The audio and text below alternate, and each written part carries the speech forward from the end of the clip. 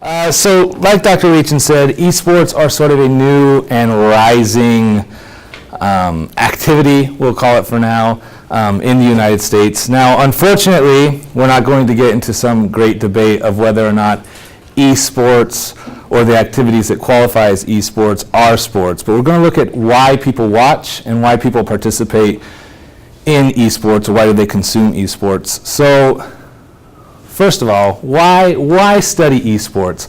That was a question that I was asked a lot when I began this study. Why am I looking at esports? They're not a sport. And so we look at some facts and figures here, along with some very nice imagery. So here we go. What do we see at the bottom? You can answer if you feel like it, or I will tell you the answers. Anybody want to? Viewership's going down. Right, empty stadiums. So, thank you, Dr. Crawford.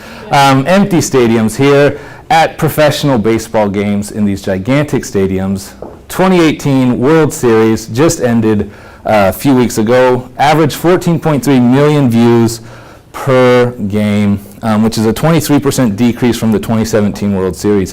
Why is this important? Why is this special?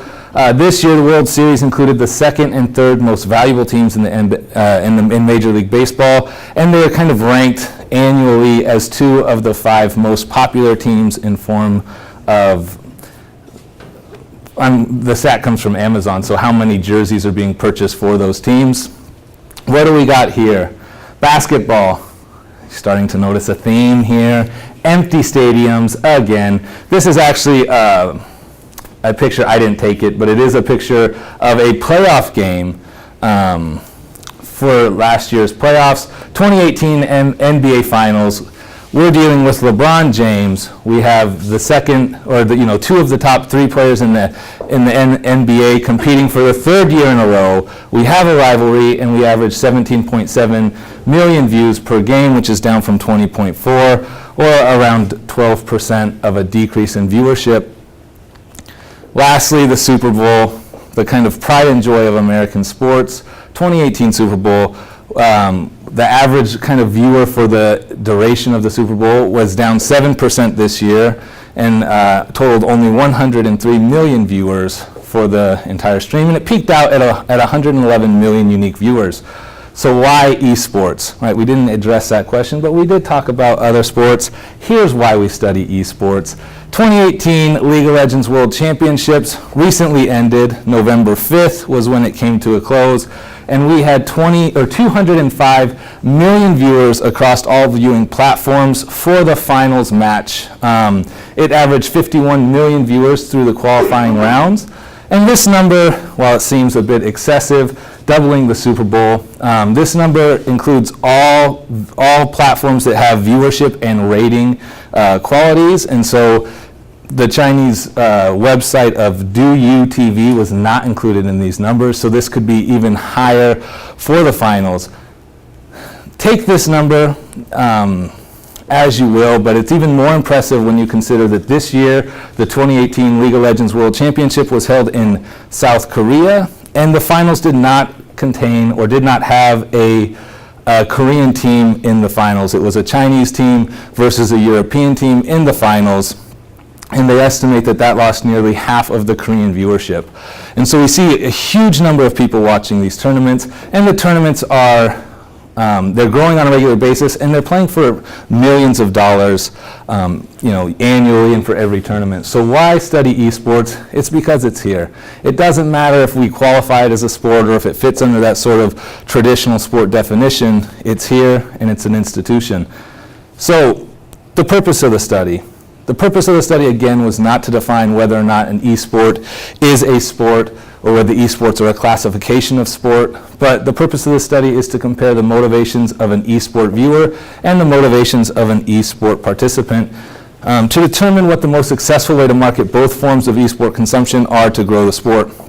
Now, we're kind of under the premise, or we're under the sort of assumption that there are 2 forms of consumption. There's viewership and there's participation in esports.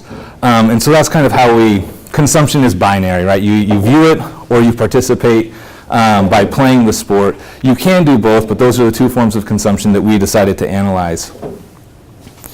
So why? How did we analyze this? Well, we had to decide on a motivational theory to approach this study under, because asking people, why do you watch esports or why do you play esports, really doesn't provide any sort of foundation for the study. And so we approached this under the Alderfer's ERG theory of motivation. We chose this over the Maslow's hierarchy of needs, which is a motivational theory that assumes a person can only, their actions are sort of deemed under their needs. We looked at Alderfer's ERG theory of motivation, which is based on a person's existence, relatedness, and growth. And we chose this theory because it's a modified version of Maslow's hierarchy of needs, and it was adopted to test motivational needs and factors in participating in sport. So we took the participation module and we applied it to viewership as well. Typically, in these sort of studies, people use, or it's more common to see ESport Viewership motivational studies conducted under the uses and gratifications theory, but we felt that the ERG theory allowed us to explore a little bit more in depth on the motivational traits or sort of the motivations to participate. Previous studies that have been done in this area really focus on that are focused on viewership motivation use this other theory, but we feel the uses and gratification theory limits the study in a way that you can only obtain one, the use and the gratification, or one of the Maslow's hierarchy of needs factors at one time, and the Alderfer's ERG theory allows you to sort of attempt to get all of the existence, related, and growth at the same time. And so we have some theories of why do people play, how do they compare versus traditional sports and consumption, and lastly, why do people play in online games. So there have been studies conducted, but they're usually under this UGT theory and not under ERG's theory, and so we hope to add to the literature in a new format. This was a three-part study, or a two-part study with three focus groups. The first focus group was the study was conducted under qualitative means, and the first study looked solely at why do you watch esports rather than play esports. And this question sort of arose due to classes. I was taking a undergraduate survey course, Management 301, as I got to the sport management program, which was pretty interesting because I came in with a graduate degree. It was right around this time of year, 2016. I was sitting in this huge survey hall with 160 students, and there were 80 computer screens all tuned in to the 2016 League of Legends World Championship.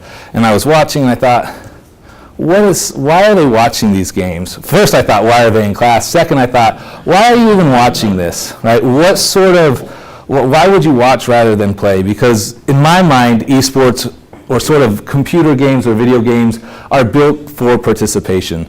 They've created these games for people solely to play, and I was really interested in why someone would spend their time watching. And so, being the inquisitive person I am, I conducted me and my partner conducted a focus group. The focus group included 8 people, and it lasted around 90 minutes. And we had 7 male and 1 female participants, all between the ages of 16 and 28. Now this focus group was conducted at a major university in the Pacific Northwest, but we won't talk about where. We tried to follow sort of these guidelines in terms of participants, who plays esports. So the stats kind of showed 90% of League of Legends players are male. And so we tried to build our focus group around that, which is why we had 7 male, 1 female participants. We had 2 bronze players, 1 silver, 2 gold, a platinum, and 2 diamond players who attended the focus group. So we had a Y array, and we tried to also mimic this, but we were limited in a way that the people who are most interested in the study of esports or in esports studies being conducted are generally players who are a bit more passionate. And so we couldn't really mimic this makeup or sort of this information exactly, but we did the best we could. And in this study, we really focused, it was unstructured interview style. which, we sit down and we ask some general questions and we allow the participants to talk. But the main questions we discuss are, why do you watch esports rather than play esports? What is it about esports that attracts you to where you're willing to put the game aside for 95 minutes a day, which is the average Twitch stream or the average Twitch viewership on a regular basis? So why would you stop playing for 90 minutes to solely watch? What made you start watching, right? How did you begin to watch? What were the motivations there? And how does watching esports compare to watching traditional sports? Is watching League of Legends the same as watching basketball?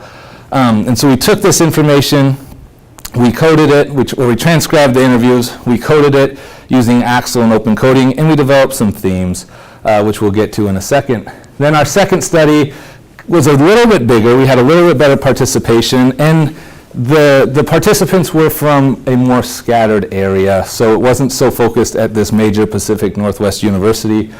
We conducted 2 focus group interviews containing 13 different participants. Unfortunately, all of them were male. We didn't have any female participants in this study. And our pool, again, did not mimic the traditional makeup of League of Legends players, but we had 1 challenger, 3 diamond, 2 platinum, 4 gold, and 3 silver rank players participating in the study.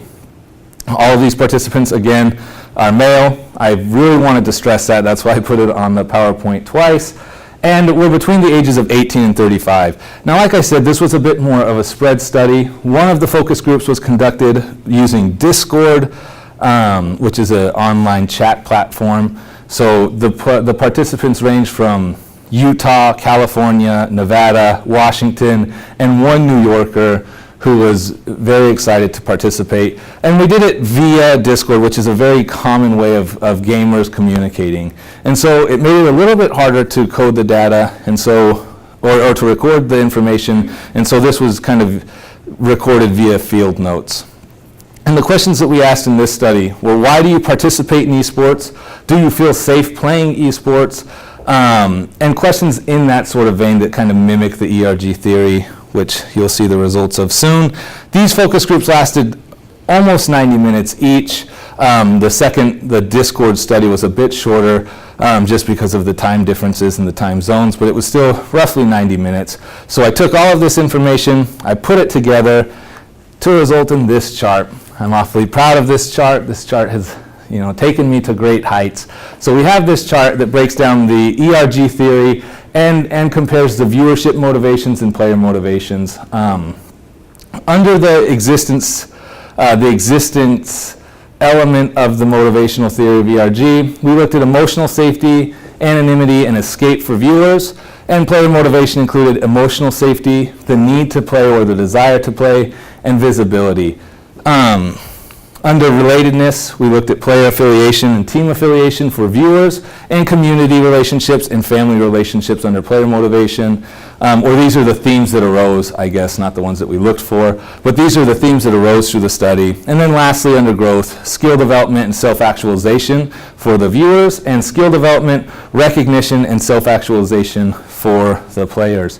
Now, we got this and we weren't finished yet. So now we'll talk about why it's important.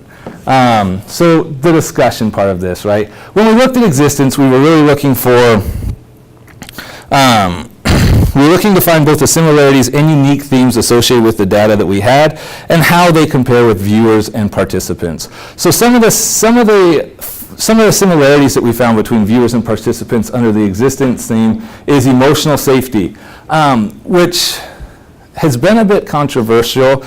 People don't understand how somebody could feel emotionally safe either playing a video game or viewing a video game. But the information that we got, some of the participants talked about how they were free to be a fanatic as a viewer. So when you go to a Seattle Seahawks game, we are 12, you see mohawks and you see jerseys and you see face paint, and people think that that's a normal thing. Then when you see videos of BlizzCon, I should have put pictures in here. When you see videos of BlizzCon and you see people dressing up in their cosplay, it's not a normal thing, and you think, that guy's weird. But in this sort of gamer community, or in this community, fans are free to be a fanatic. You're usually in the comfort of your own home, or you're surrounded by a community of gamers, and you can be excited about the plays being made on the screen. So you have this emotional safety in knowing I'm not going to be judged by anybody around me because you are likely by yourself or with other gamers, and you can be a passionate participant. The other similarities that we found were that there was a freedom to be a noob in terms of viewing, and you can ask questions through the Twitch platform. Also, the gaming community is a bit more accepting, and so if you aren't as aware of what's happening in a game, they don't mind explaining it to you. The last part is there's a constant friend base in esports. There are no borders. Traditional football, maybe you can text your friends and discuss this from a distance, but generally we see that when you're whether you're viewing or you're online playing, your friends can be from around the world. So you can be playing with somebody located in Korea or China and be living in Jacksonville, Florida, and there is no border, and there's still something in common. Versus in traditional sports, the issue as well, when you live in the Pacific Northwest, you generally have to be a fan of the Seahawks or you're an outcast. Or if you live in Jacksonville, if you live in the United States, maybe you're a fan of football or baseball, and if you live in China, maybe you're a basketball or soccer fan. And so there's a limit and there's a border on what sort of interests might be available. The unique theme that came out of this, and possibly the most interesting aspect of this study, was the idea of anonymity versus visibility. So these are two separate themes that we came up with, or that we found in the study, that relate to viewers and participants. So viewers enjoyed this idea of being an anonymous viewer. You're just an online viewer. You're a tick on the box of how many people are watching. And the players, the reason we got this, or sort of the participant said, I can be myself, or who I want to be when I'm watching online. Nobody knows who I am. I can sit in my house in my underwear drinking Mountain Dew, and nobody will judge me because they don't know. Versus if you go to a sports bar and you're watching football, you almost have to be this sort of fanatic fan in order to fit in. On the other side of this, participants enjoyed the visibility of being a gamer. The better you are, the more visible you are to the community. And so our participant here talked about, well, before League of Legends, I was a nobody and I had nothing. Through League of Legends, I became someone and I started to exist. This game had given somebody what they found as a purpose. They started playing the game. As they got better, they got more and more friends. They were more and more connected, and they had more and more of a following as they improved. This person, climbed the ranks of League of Legends very quickly, and so it meant something different to them. This idea of being a gamer gave them sort of a purpose and a presence, which led to the visibility. Moving on to relatedness, which is the second theme, or the second factor, I call it, under motivation for the ERG theory. We didn't find any consistent themes between viewership and participation, but generally there was a display of point attachment to general sports, player and team. So we found that people watch sports, the players who watched from the first study, when you said, well, when I asked them, is it the same as watching basketball? In a way it was. They had favorite players, they had favorite teams, they supported different people through all aspects of their of this sort of gaming career. They liked the same products, they tried to buy the same mouse or the same keyboard, maybe played the same champion in order to, so that they could have a same strategy. Whatever it was, they had, so the similarities there were different, though, in terms of players and viewers. The unique themes that we came up with were mainly based on participation, and it was community and family. Again, I said family twice because it's so important. All of my friends that I have made since coming to university were made through LOL and the gaming community. You come to a university in the Pacific Northwest and you don't have any friends, but you play League of Legends. And so you go onto the Facebook and you type in, major universities, League of Legends group, and you find a group or you find a club and you can join it and you make friends.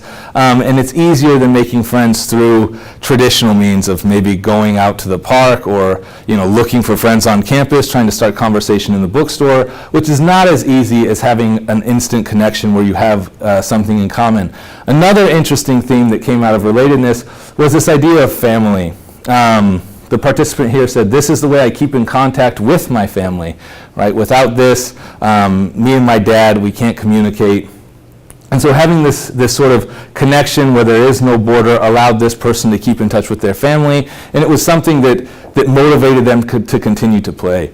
Through this discussion, this participant talked about how, yes, there's an outside life. I have a life here. I have a calling at this university, and there are things that I would rather do, but this way of keeping in contact with my dad has me get on Friday nights.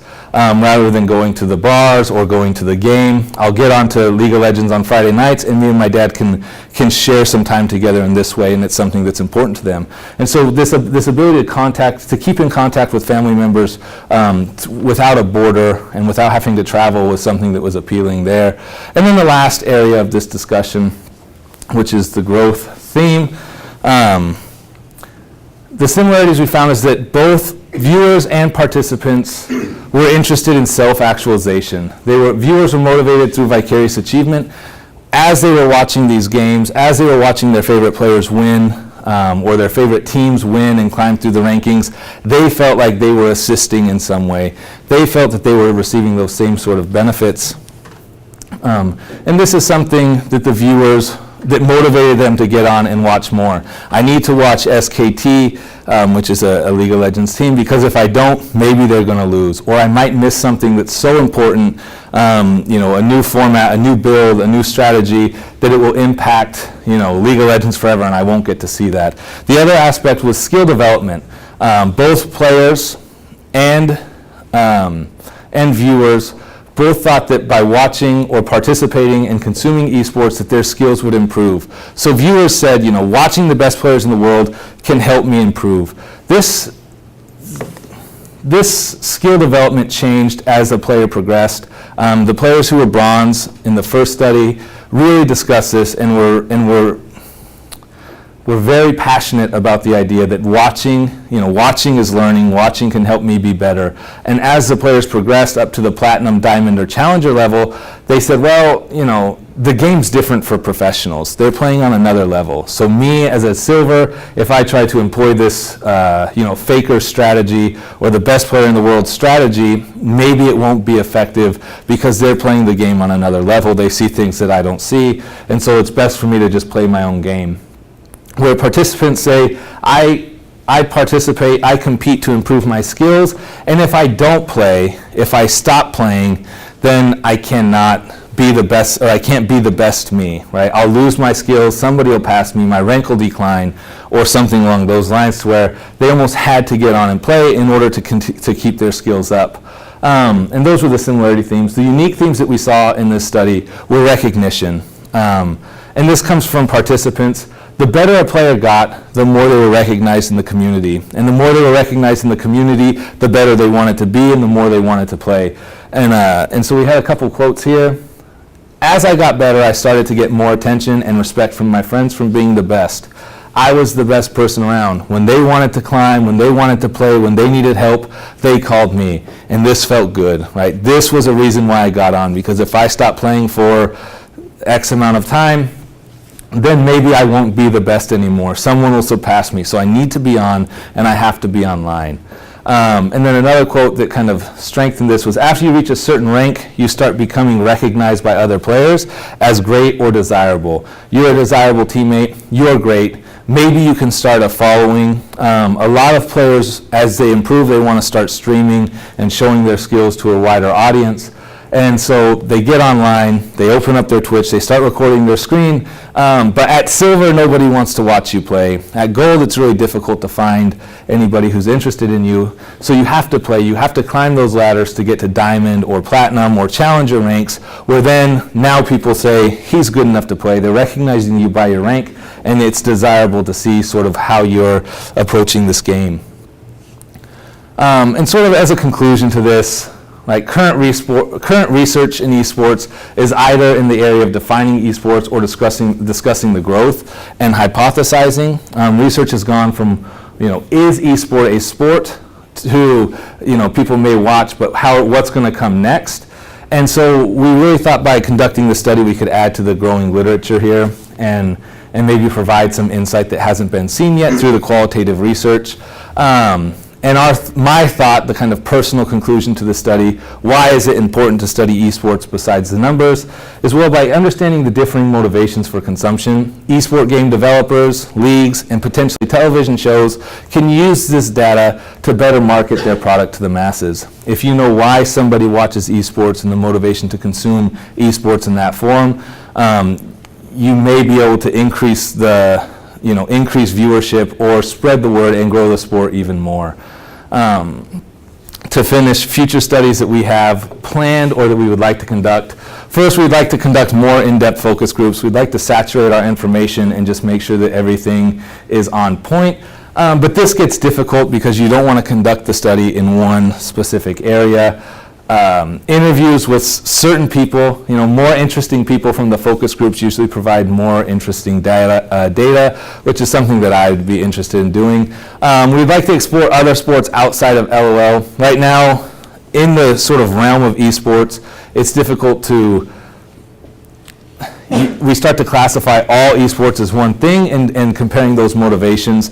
Currently, there are 27 professional esport games, and maybe motivations are different for each game, and so that would be an area to explore. Most importantly, I think, would be exploring female consumption motivations.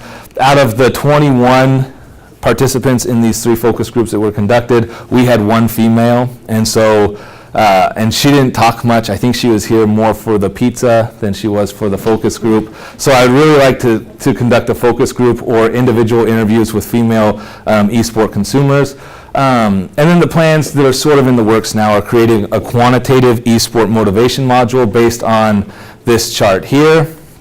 We'd like to take this, put it into a quantitative form, and then spread the survey to a broader audience to determine whether or not we're accurate here in our sort of hypothesis or our thoughts on that. And then lastly, conducting a cross-cultural study. Everything we did here was in the United States, and so furthering this by doing a cross-cultural study, maybe comparing motivations of Korea and America or Europeans and Americans would be beneficial in terms of just esports, because they are truly sports without borders. And so I feel like I talked really fast that entire time, but if there's any questions, comments, or critiques, now's a good time to raise those.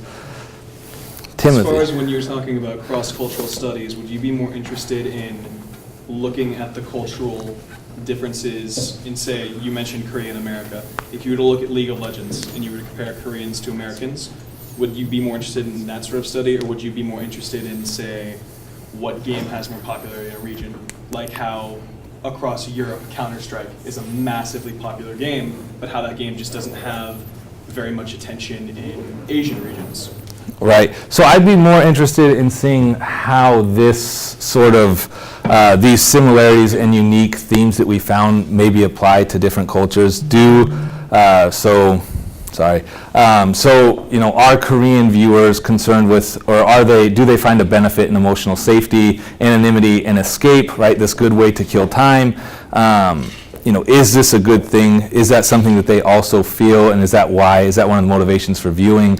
In terms of why do people, or what games are played regionally, there's quite a bit of data on that.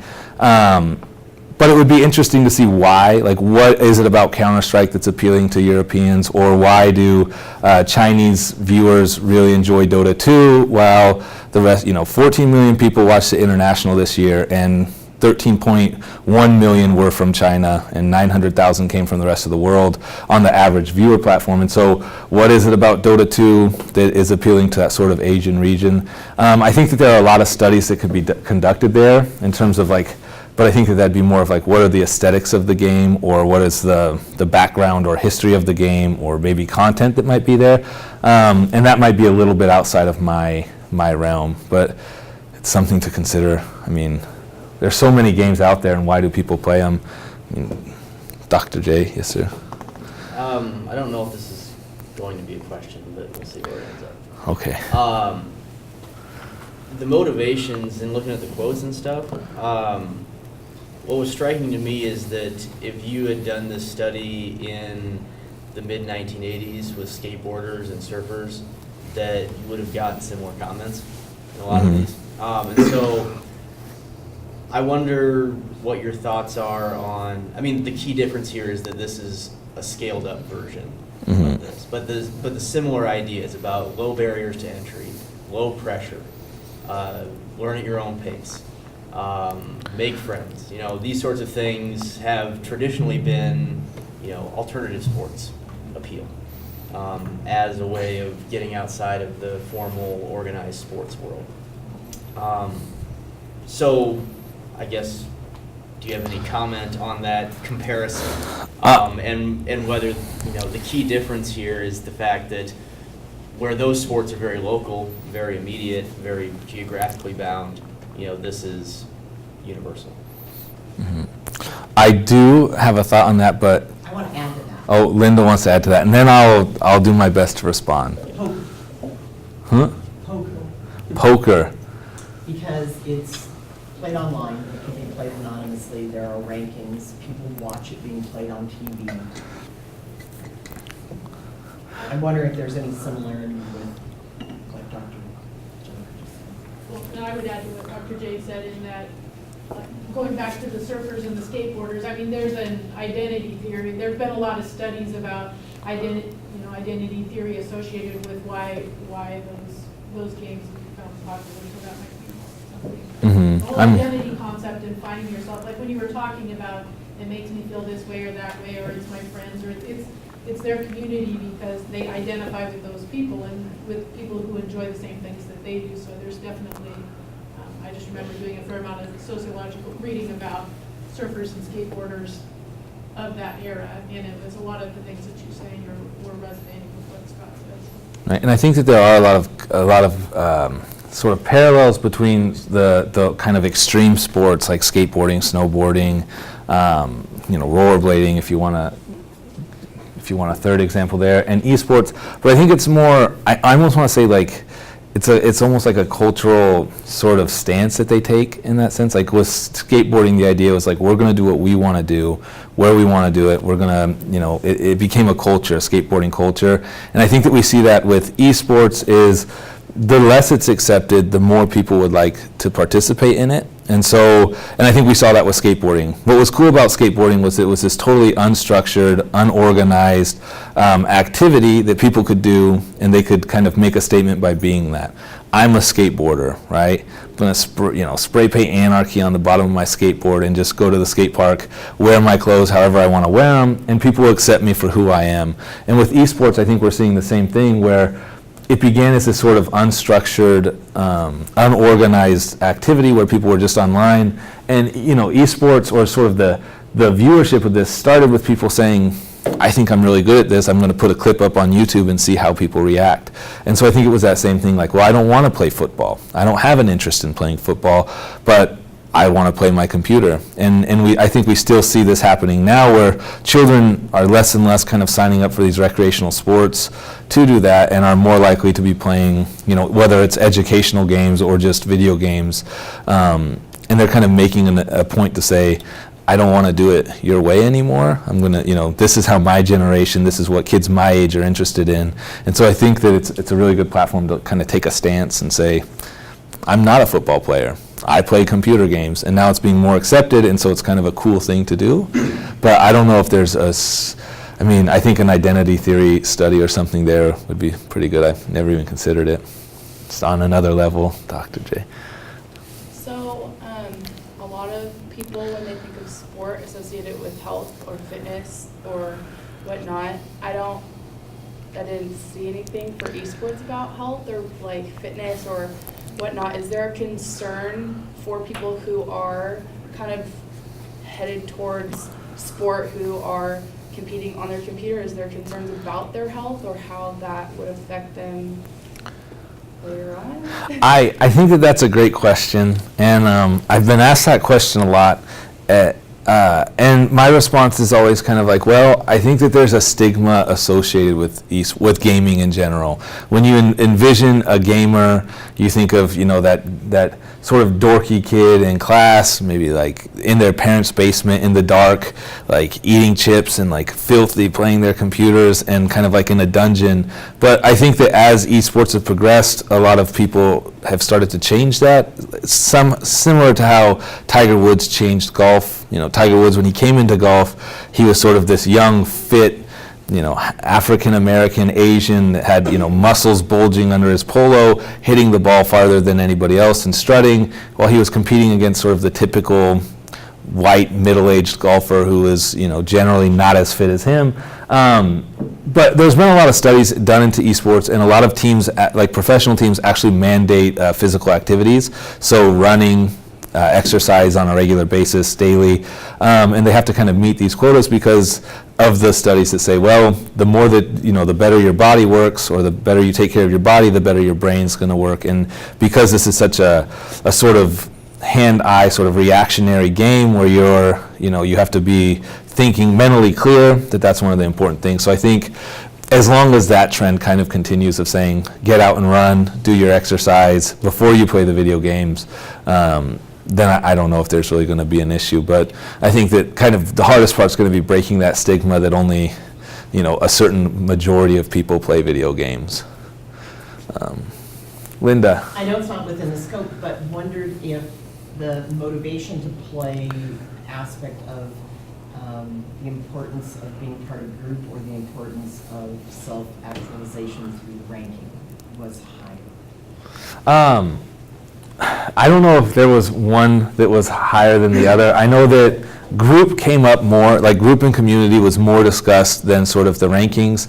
But I think that also could be because of who we were talking to, especially in study 2, where we kind of had in those upper, generally you say 90% of people play gold or below, and only 2% of the population makes up, or 10% makes up this platinum, diamond, master, and challenger ranking. And in ours, we kind of had a larger majority, almost half of the people involved in the second study were of those higher rankings. And so I think that maybe they'd already climbed the ranks and they kind of could dominate that portion of the conversation and say like, well, we're really concerned with having friends and having a following, where these gold and silver players were a bit more concerned with maybe climbing up those ranks and sort of the achievement aspect of that. So I don't know if I don't think we've saturated the market or the information enough. If it were saturated enough to say, yeah, one is more beneficial than the other, but just as far as I've kind of seen in like the coding of the data was, well, community came up a lot. This idea of like having friends, because they had it in viewership, they had it in relatedness, and also in growth. So it was just a really constant theme. Sorry, I just want to follow up on that. Uh-huh. Was there a difference between the watchers and the players in terms of whether their relationships existed outside of the game? Just looking at the quotes here, which is not necessarily reflective of the data, the players seem to be, these are people that I know outside of the online space, Mm-hmm. whereas maybe the viewers, it's much more kind of consumptive, passive relationship. Right. Well, I think that yes. I think yes is the answer to that question. And that's because viewers are generally watching their favorite players or their favorite teams. And so the only real communication that they might have is asking a question and that question being responded to. So maybe they say, why did you buy this specific item at this time? And their favorite player says, oh, I see this question and I'll respond. And so that's really the only community there, or that there is this viewership community available where you're on Twitch and you see that there's 25,000 other people watching, you kind of feel like a sense of belonging to that. Whereas as far as players, these are people you might play with in a club. So for example, if you were here at Washington State University and you're part of the eSports club, those might be people you communicate with and interact with on a daily basis, and you kind of earn that, or you earn that ability to become friends, or to communicate in person.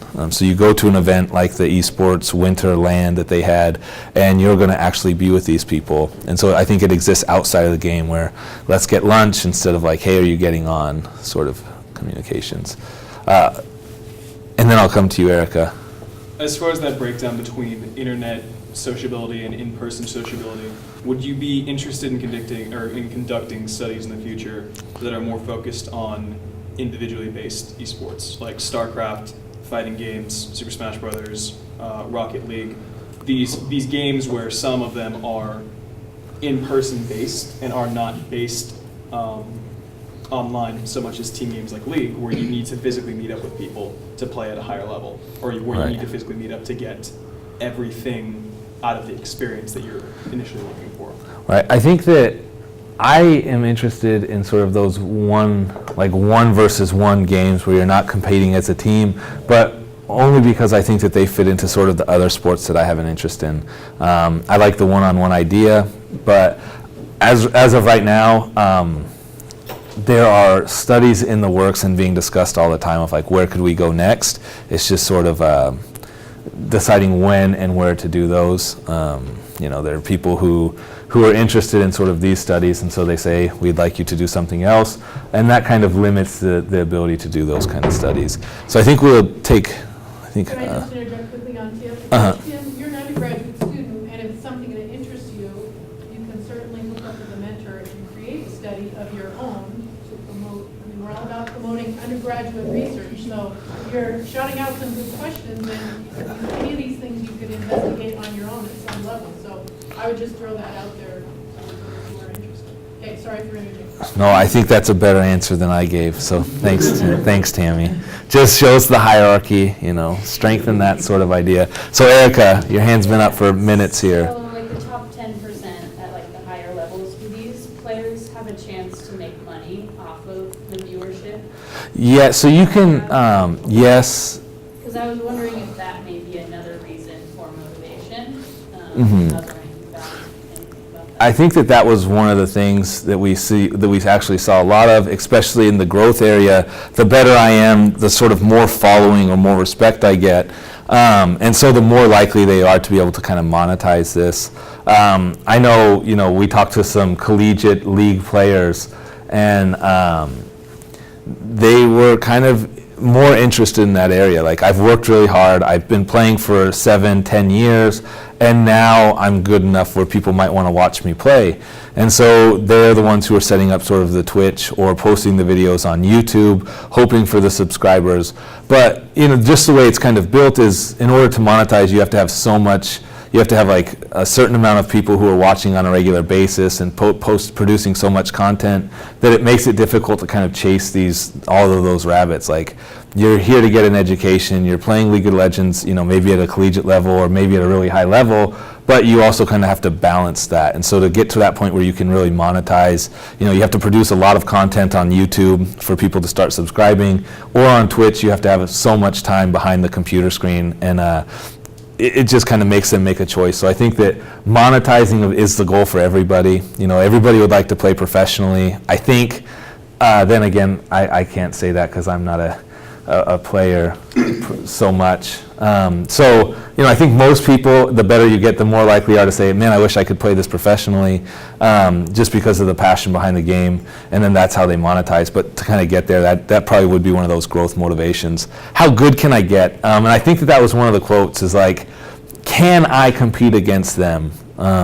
Which was something I always thought as I played sports, is like, I played football, like, could I actually compete against, Patrick Willis or some Seattle Seahawks? Like, how would I fare on that field? And I think that's something that a lot of people feel. Yeah, so you talked in the very beginning about how attendance and viewership for most major professional sports has it peaked and then it's kind of come down a little bit. And you talked about how esports is like kind of at its peak right now. Are there concerns in the industry about sustainability of this massive viewership? There are concerns, especially, so I was just reading an article the other day about this, and it was about the Dota 2 International, and everybody was so concerned because 2017 the numbers were outrageous, and they thought, will never live up to this. And then this year they surpassed it, even though game participation is actually declining fairly rapidly in Dota 2. People aren't playing as much, but the viewership levels remain pretty much the same and actually showed an increase. And League of Legends this year with the World Championship, this is like an all-time high for viewership in one sort of event, and this was for one match. Now it peaked at 205 million viewers. That was the most they had at one sort of viewing period. But those are unique viewers across multiple platforms, and so, you know, to say, well, they're at their peak now, we haven't seen the peak yet because there hasn't been that sort of decrease. And so, you know, it's really a sky's the limit sort of issue where we don't know when that sort of decrease is going to come. I don't think that there's a concern, or at least I don't have a concern with esports being sort of a fad. It's been around long enough where we say it's here, it's going to continue. And so maybe it's going to level out more than it would like completely drop off the face of the earth. But just with how many people play, 100 million people play, log on to League of Legends every month, and that number's remained consistent for the last 2 or 3 years, you know, with a steady increase. And so you say, well, I don't have a concern with it sort of falling off. Any last sort of questions here? Oh, Dr. Wong. I have 2 questions. Okay. The second question may have a B part depending on your answer. Okay. So the first question, could you go to the slide that you have the study 1 method? Yes, sir. Study 1. Right. So your subject are 7 males and 1 female, right? Mhm. It's a total of 8. And you have 90% of male that, if my math is correct, you have 0.8 females and 1 female. Well, Correct? so just the numbers that we get from I'm my just game. kidding. I was going to say, like, It man, balances that up. I'm just kidding. we wanted to cut this person in half, but she wasn't into that. So, you know, we did the best we could. And then even if I was thinking about this because I almost had a feeling you would ask, and so I did the math. 0.47 per, you know, so almost 5% of our participants for both studies, if you combine them into the 21 participants, we had 0.47, you know, so almost 5%. So we didn't quite reach the numbers. So could you go to your purpose of study? I do want to have a look at what's your research question? So the research question, the main focus of our research is how do the motivations between an eSport viewer and an eSport participant vary? Are they the same? Are they different? And so, And why is that important? because okay, give me a second. I don't want to just.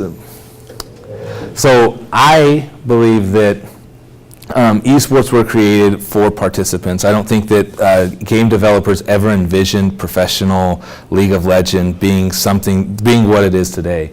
And so because of that, now they're kind of in this new realm where they're dealing with why are people watching this and how do we keep them watching this? So going back to Dante's question of like, are you worried that there's a decrease? Have we peaked? And so why is it important? Because there's 2 classes of consumers, and you kind of need to keep both happy in order to continue this sort of esport growth. So I guess I don't know if you have addressed what you just said in your discussion, on your conclusion. Mm-hmm. I mean, all the research is, you can do whatever research you have. There's always that so what question, right? Right. Why is it important? Right. I think that would be helpful to address it now. Because of that, the even more serious question, I really don't understand, or I don't get, why you're choosing Clayton Oliver's ERG, and why you're using it and how you're using it. Because you're choosing to use a needs theory approach versus a process approach, which is fine, but a needs theory approach is really about motivation, because one's motivated because there's a lack of a need. So in your data set, I think it would be really helpful to say, well, you know, these people don't have that, and because of participating or viewing, they satisfy it. So, and that gets back to your research question now. Mm-hmm. So, according to Oliver, or even Maslow, once a need is satisfied, it no longer motivates. Mm-hmm. So, I mean, that goes back to why is it important? I mean, you want to look at these motivations. Okay, well, now, your data set says, okay, well, I'm doing this because of this. Well, it seems like that they're satisfied now. So they no longer, whatever they do no longer motivates, right? Whatever the reason they're doing this no longer motivates. And there's no discussion on the relationship between the progression from existence to relatedness and to growth. Would they, once the existing needs are met, would they still be motivated and move up to the next, would the relatedness will motivate them to stay? Because according to you, you just said that, well, this is important because we want to look at the viewership and if we can maintain it or grow it or whatever the case may be. Mm-hmm. You understand what I'm asking you? I know what you're saying.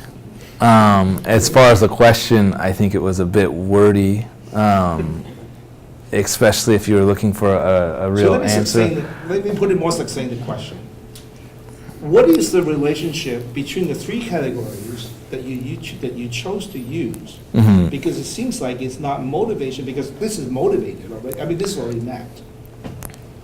Well, so I think that the needs that are presented here are so that the results here are showing what needs that the participants felt were satisfied by their consumption of esports. And so people who watch esports under the existence theme or under the existence sort of need of ERG will say, I needed to feel emotionally safe in my sort of celebration of esports or in my viewership of esports. And so this is how we determined what sort of themes there were or what sort of needs were that participants and consumers had. So I needed to feel emotionally safe. I needed the anonymity in order to learn as much as possible or to ask those questions that I might have, or I needed the escape. I needed something to allow me to take a break from university. And so I think that the results here, this sort of chart that I'm so proud of, I think that this sort of illustrates the needs that were there and have now been addressed. And so in terms of, and then to kind of the second part of your question saying,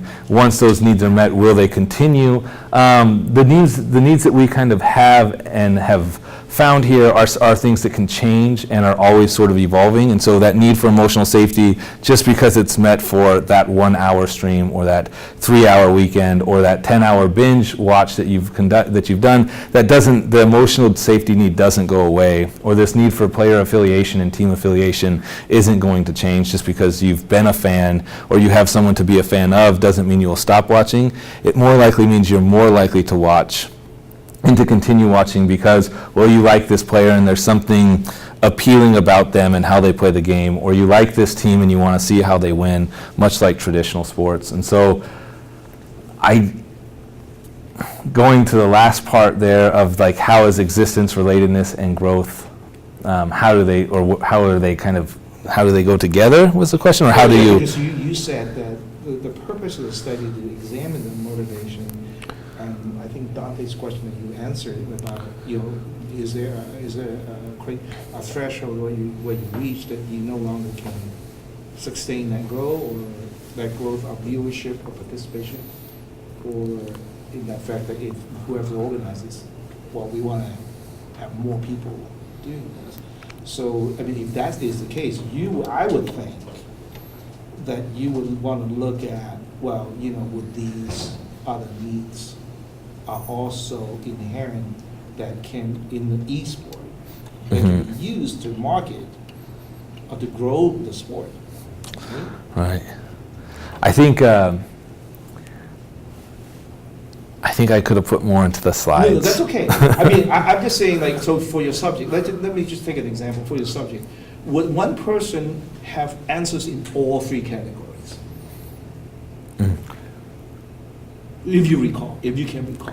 I mean, that kind of shows a progression, you know what I mean? Right. So they say, okay, this need I met, but if I stick with eSport, I'm motivated to keep going because I need relatedness. Okay, I think yes, under the growth aspect of it, like at first maybe people weren't so concerned with self-actualization, but were more concerned with skill development, and then as they progressed, the self-actualization became more prominent or more of a motivational factor. And the same with the sort of safety of being this noob, right? This new player who doesn't know anything.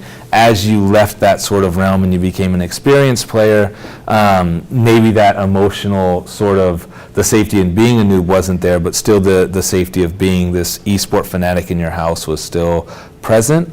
I don't know, it's something to think about more. This is just for you. Yeah, thank you. I appreciate it. It gives me a little extra information. And our last question here, sorry to everybody else who had your hand raised. Can you just go back to the motivation theory slide real quick? Sorry.